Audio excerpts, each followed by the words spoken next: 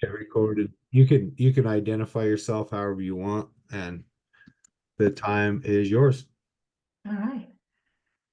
Hello, friends. My name is Kathy, and I'm an alcoholic. I introduce myself as an alcoholic because that's my primary addiction is alcoholism. I come from a family of alcoholics. We're from Scotland and grew up in Los Angeles. My parents are immigrants. My dad died at 58 from alcoholism, and it's what we are. Genetically, they've determined what the gene is for addiction and alcoholism. I hear in meetings people say I'm an addict and I'm an alcoholic, I'm an Al-Anon, I'm an adult child of alcoholics, all those different things. But I feel for me, I did a lot of drugs also, but I started with booze and I ended with booze.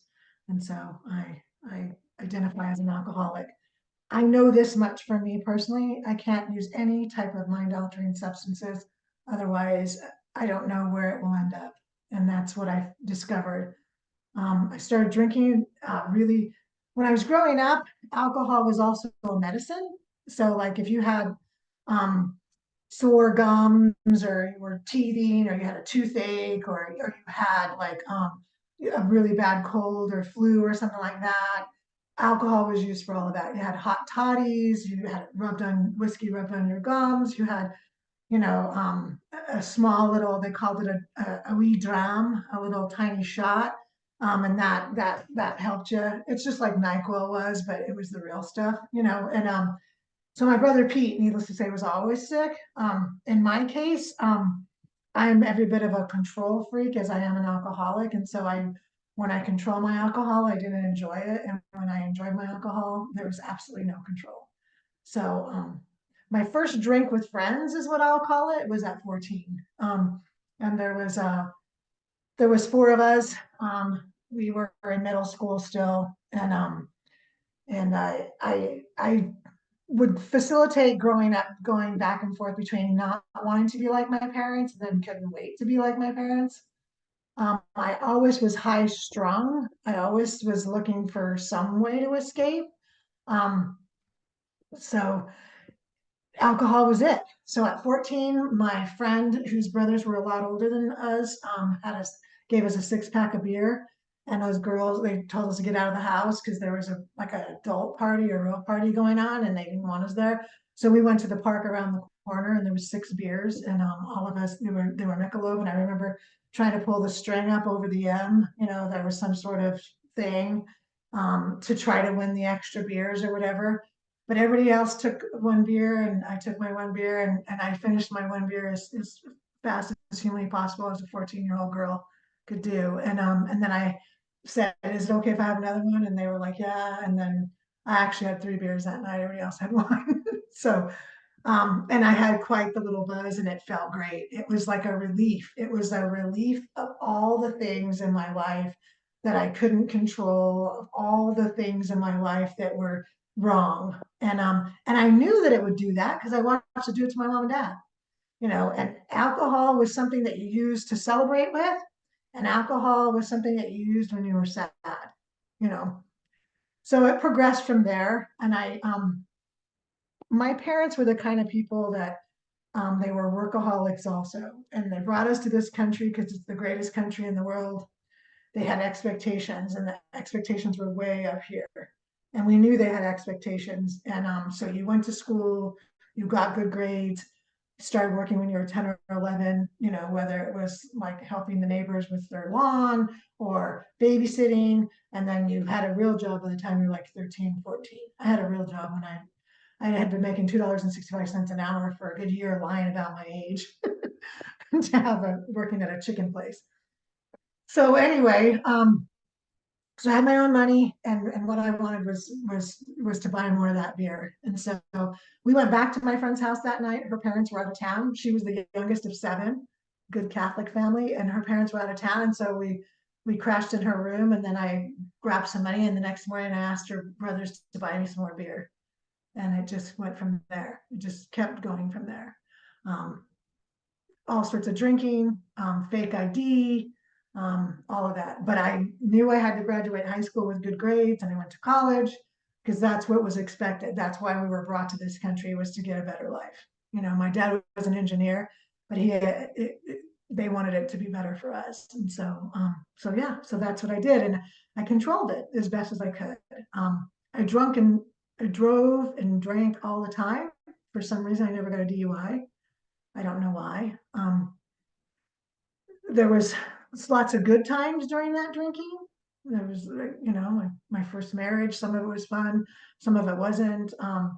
There was lots of really hard times during it too. Like it wasn't one of those like depressed drunks, but I could be one of those um, reflective, I think I would say, like a reflective drug, depending on where I went. And then when I discovered the combination of cocaine and booze, I was in the 80s, I was an 80s girl. That was it. That was the way to do it. So for me, that's when I realized all bets could be off, because I could be up for days and spend thousands of dollars, save up money for something and spend it all, not pay bills, all of that stuff. Um, I got divorced. I had my boys at 26 and 28, never drank during my pregnancies. I was a raving lunatic though, because I couldn't relax without booze. There was no relaxation, no meditation, um, no gentle serenity walks, none of that stuff. It was just very high strung, hard working, 5 hour a day sleeping, that's it. And you just produce. That's what you do. You produce. You contribute to society. You be the best. All of that stuff. And I don't hold that against my parents. Really, in reality, thank God they were like that, because it's what made it. When I got divorced from my first husband at 30 years old, he left when my second one was 6 months old. And I realized, like, through my pregnancies, like I was like kind of like a crazy person. And so I would have ran away too. But of course, it was all his fault and woe is me. I was into the whole selfish, self-centered, self-pity type of thing. It was definitely about me. I tried to act like it was about you, and sometimes I could hold that facade up, but it was completely dishonest. It was always seeking what I wanted. Um, like, let's put it this way, like the guys I dated in high school and in college, I dated them because they had access to drugs and alcohol. That's how I always, if always looked for what someone could give me, which was not really the way people apparently live, but I didn't really know that. So, and it was Los Angeles and Orange County area. And so there was like a lot of money, a lot of people with a lot of money. And then there was as immigrants, and my mom and dad, when I look back on it, they had built quite a bit up. When we moved to the second house out of LA, it was nice, but we still were required to work and provide our own school clothes and all of that from about 13, 14 years old. And I'm grateful for that, because when I got divorced at 30, I could work and own a home and have two kids and be able to do it. I picked up a second job, and I ramped up my business and I was able to do it. But of course, cocaine played a part in that too. Um, and I would tell myself like I wasn't going to drink first thing in the morning, and I would tell myself that I wasn't going to spend the house payment money on drugs or alcohol. I would tell myself I wasn't going to sleep around anymore. I would tell myself there wasn't going to be booze in our house like it was in my house growing up. You know, because there was things my parents would do that was awesome, and then there was things that were embarrassing when they were drunk. And so I didn't want to be that parent, right? But I turned into that parent. I did turn into that parent. So fast forward um, to October 31st, 2003, Halloween, and that's my last drunk. I live in Morgan, which is like a Zion of Utah. Um, and uh, and I'm pretty much the only alcoholic smoking single mom in the entire 10 block radius. I'm sure there's a few other ones, but in the 10 block radius we lived in, my kids used to call us the freak family, because we only had two kids and everybody else had lots of kids. We weren't members of the Church of Jesus Christ of Latter-day Saints. We were Catholic. I smoked and all these things, right? So it had been bad. It started getting to where I couldn't get the combination of euphoria, that escape, that euphoric feeling that you get. You know, um, I don't know if I would have quit if I could have still gotten that feeling. But what would happen to me is I would drink and I would just fly right past it. I would drink and try to do cocaine, the right combination, and I would just fly right past it. It went right from being like stressed out and anxious and fearful and resentful and all the things that I felt to, just sloppy drunk or trying to do more cocaine, but just wasn't ever going to be enough. And so what happened with me is I turned around and I had been trying to test myself because I had like about a year before it. My brother was in recovery. My dad died in 99 and I kept drinking after that. But like I knew that it was not working. And so I started trying to monitor my drinking. So I could go 30 days sometimes. I could go 2 weeks. I could go, one time I went like 3 months. And if you can go 3 months without a drink, you must not be an alcoholic, right? I would try not to keep any alcohol in the house. I would try not to drink during the day. I would try not to do drugs. I would try not to spend money on alcohol that I didn't have. I would try all these things and it just didn't work. And so I had what they call a moment of clarity, and it was October 31st, 2003 was my moment of clarity. It was a Halloween, and you're in Morgan, so everybody lets their kids out and they run free. Everybody runs around the neighborhood, and I decided I was not going to go down the hill. I was going to stay there and try to be a decent mother and watch my kids. Not really go trick or treating with them because they were 10 and 12, and that's plenty old enough in the neighborhood we lived in. So I was just gonna have like a little card party at the house. I had a friend of mine that owed me drugs. She was gonna come up. I had the alcohol in Morgan was at that time in the pharmacy. That's where you bought it. And so went to the pharmacy. They had like a couple of an old dusty box of white Zinfandel wine, and they didn't have it hardly anything. And plus, like there was tons of people I knew from my kids' schools coming in when I was trying to buy it, and it was a shit show. And so, so somebody was supposed to bring a bottle, somebody was going to do this, somebody was going to pay me back the cocaine they owed me, and we were just going to have like a little card party, 8 people. Turns out it was like 5 people, and it was not a good situation. We had the boxed wine, we had like one small bottle of liquor, I can't even remember what it was, and there was absolutely no drugs except pot, and I wasn't into pot. So and the kids went trick or treating, and we're sitting playing these cards, and my sister and her boyfriend get into a fight, and then this other girl that was there that was supposed to get me the drugs didn't, and so I had a massive resentment for her, and I've been drinking the boxed wine, by the way, since early afternoon. Because like why wouldn't you? And it was horrible. It was like rock gut white Zinfandel something. I don't know what it was called, but it wasn't good. But it was a big box, thank goodness. And I had like half of a little box still in the fridge too from before. So just that kind of stuff you get a headache off of. And the whole thing was like one massive resentment.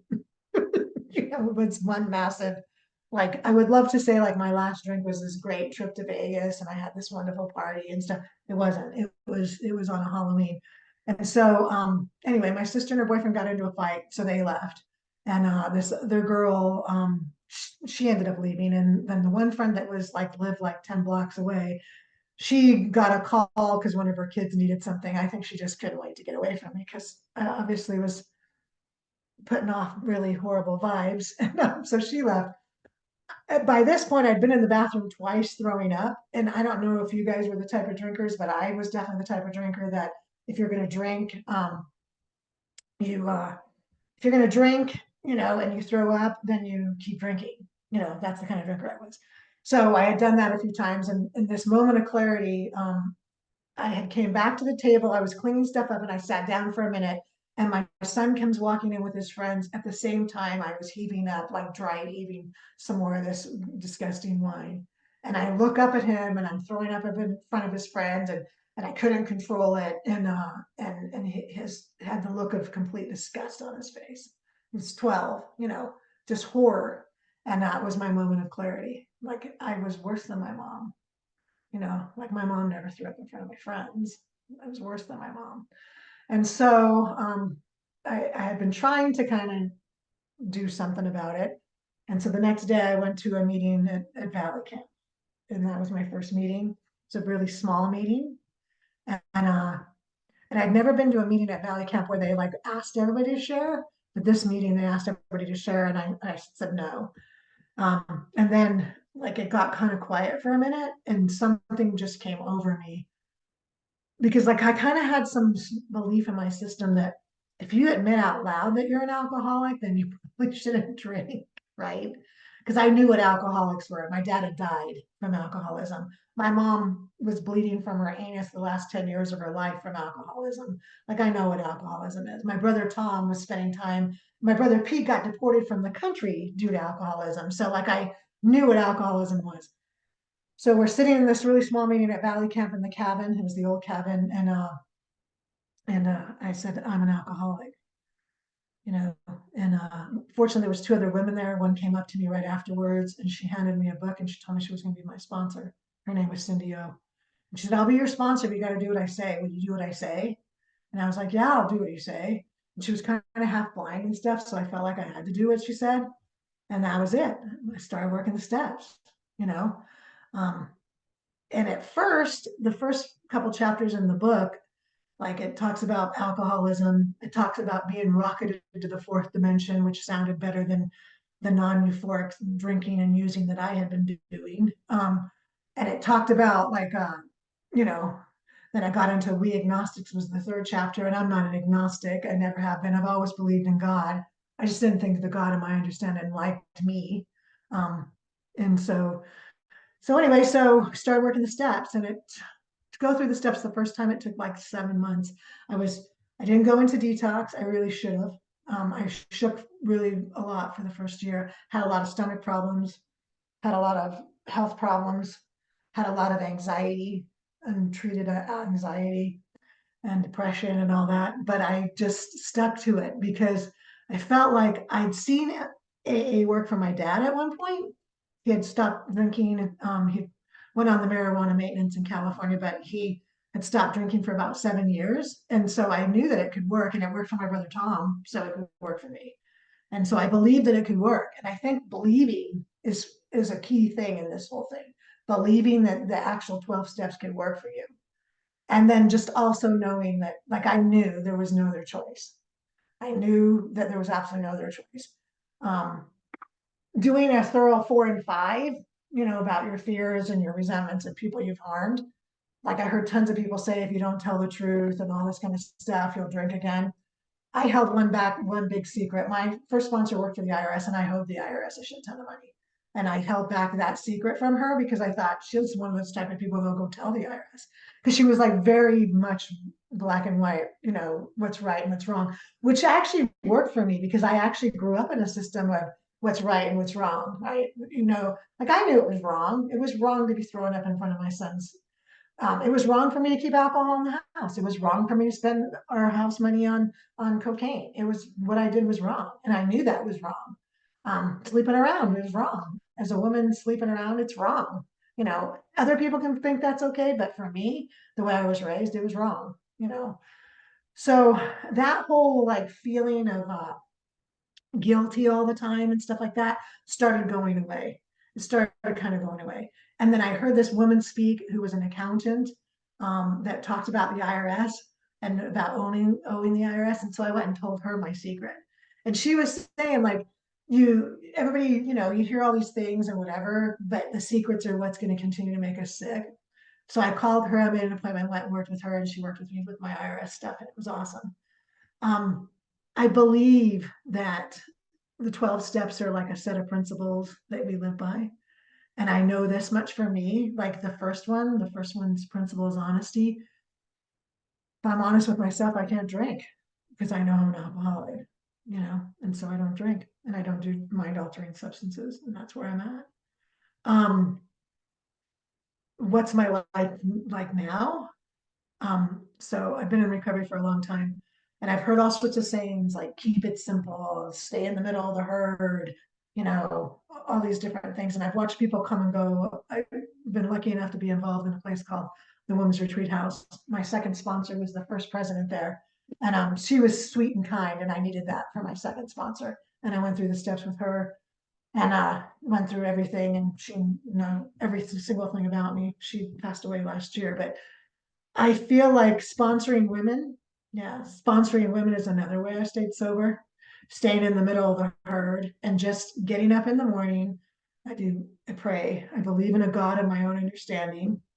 It's not a God of a certain church, and it's not a God of a certain religion. It's not a God that, my God of my understanding has changed, it's evolved. I've watched the God of my understanding do amazing miracles in other people's lives, and I've watched it in my own life. And I keep like a miracle journal, and it's that kind of, when I feel like the world isn't going the way I want it to, and I get discouraged, I open up my little miracle journal and I read all the different things that have happened to me. Like, first of all, I should have died. Like, I should not have been able to detox without dying. I now know that, but I didn't know that back then. Like, when she asked me how much I drank, I told her, oh, sometimes like a pint, sometimes just a few beers. It was a total lie. I was up to a fifth of tequila a day. I always drove around with a fifth in my. You can't detox by yourself when you're doing that. Apparently, you could, because I did. And I couldn't go into rehab because I couldn't leave my kids. I was a single mom, couldn't leave my kids, couldn't leave the 3 house payments I was behind. I remember in the first month and a half, Cindy, my first sponsor, kept saying, "You're going to see miracles." I got some rebate check, which was the exact amount of a house payment to keep me from getting put in foreclosure. And I didn't even really have insurance anymore. We hadn't had insurance since I got divorced, but in comes this check from insurance, from medical insurance. It was a rebate from money back that was overpaid to St. Benedict's Hospital for when Matt was born. And Matt was 10 years old when I got that check. It's bizarre, right? That's just bizarre. I have stuff like that that happens all the time to me, and I see it because I choose to see it. You know, the God of my understanding today is one that, if I check in with that God every single day and try to do God's will, which on the top of 77, God's will for me is to you know go out of my way to be kind and helpful to everybody I meet. And when I do that, like, I don't even have to worry about my own life. I don't even have to worry about paying my own bills. Don't have to worry about my own kids. Don't have to worry about any of it because it all seems to just fall into place. When I start worrying or feeling coming from a place of scarcity, or get a resentment for somebody, that's when my life gets a little rocky. And then I got to go back to square one and go, okay, I got to work that step and get rid of that resentment, get rid of that fear. But it's just easier just to do today. And I didn't ever understand when they would say one day at a time.